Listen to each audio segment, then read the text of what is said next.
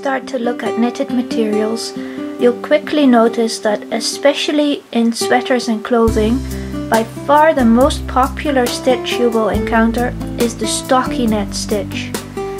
As you can see, it is shaped like a little V, and you'll see it everywhere, from this coarsely knit sweater to a finer knit sweater, and even if you look at t-shirts and close up, you'll see the same knit. Luckily, in loom knitting, this is by far the easiest stitch to remember. The stockinette stitch in loom knitting is performed by nothing but the knit stitch.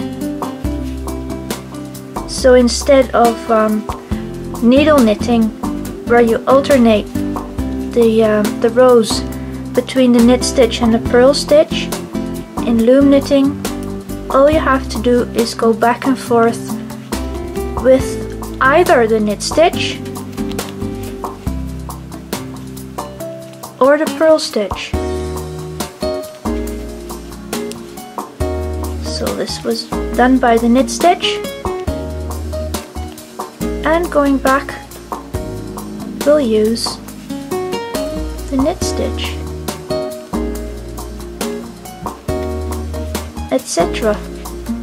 Now if you choose to do nothing but the knit stitch, then the front of your work will look like this.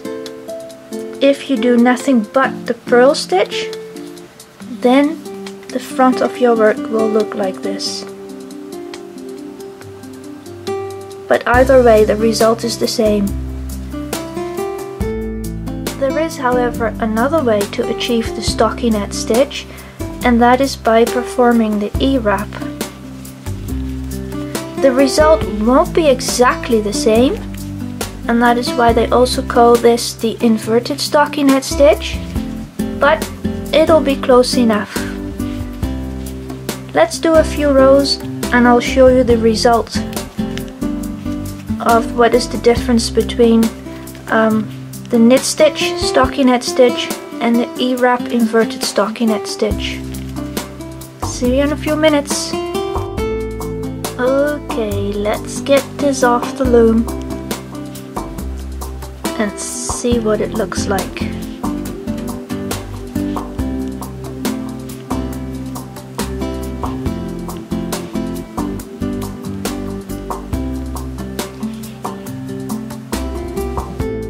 It's really easy to see the difference. This is more of a whimsical loose knit type of stitch, and this is really neat and tight. So this is done using the knit stitch, and this was done using the E-wrap. They're both the stockinette, but there is a big difference.